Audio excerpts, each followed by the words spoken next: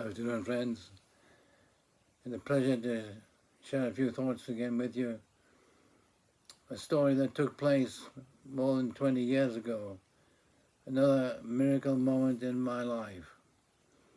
Well, I've been reading a book about angels, about people who've been visited by angels, claim to have all kinds of discourses with this angel and that angel, angelic experiences in their lives. And whilst I didn't doubt these things, I felt a bit grieved in my spirit to think that if these things were indeed true, why has it not happened to me?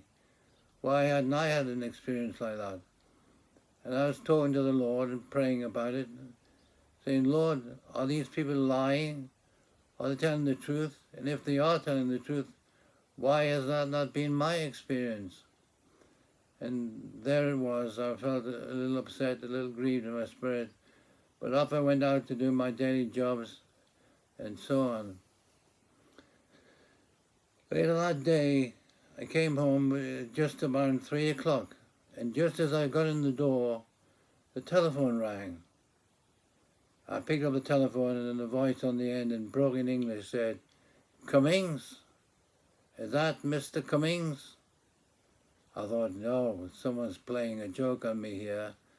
Someone that I know is trying to wind me up in some way or other. I played along for a while. "Yes," I said. But the more I talked to this gentleman, the more I realized it wasn't a wind-up.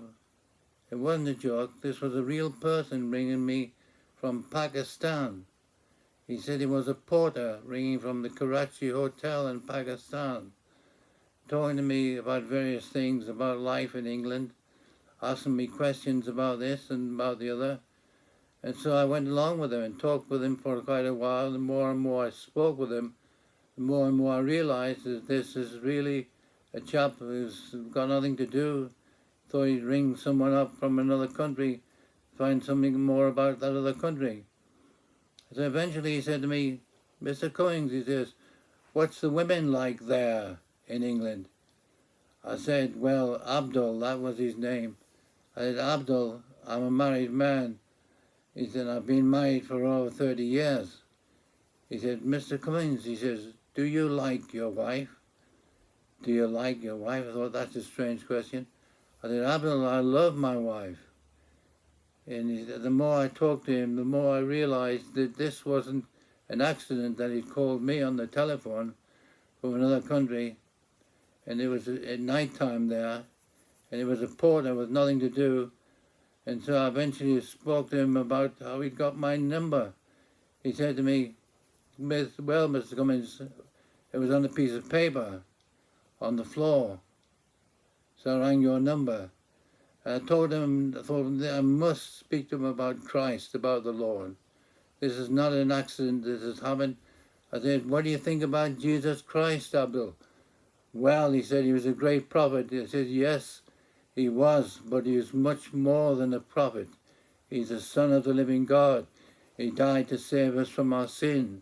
And if you'll ask him to forgive you of your sin, he will, and you can have a relation with him and be sure you're on your way to heaven. Will you do that, Abdul?" "Yes, Mr. Cummings, I will do that." It was then that I asked him how he'd got my number, and he told me the story on a piece of paper on the floor. And so we ended the conversation. Well, my immediate thought was to ring my daughter, because she was at that time touring with a company from country to country on behalf of an evangelical charity. And I'm sure it must have been somehow, some way, she left my number in one of the hotels she stayed in. So I rang my daughter and she said, "Dad, I've never been to Pakistan." And I was shocked and amazed. And as I put the phone down, it just came to me. It was silently words from the Holy Spirit. "You may never have an experience with angels, but you certainly have miraculous events in your life, and this is one of them." Now I rejoiced at the goodness of our God. He's a miracle-working God, and miraculous events do occur. Thank God for them when they do. We walk by faith, not by sight, but from time to time, something like this happens, some intervention comes into our life that's unexplained, we can say, only God could do that. Only God could have done this. And it's a joy to share this little story with you today.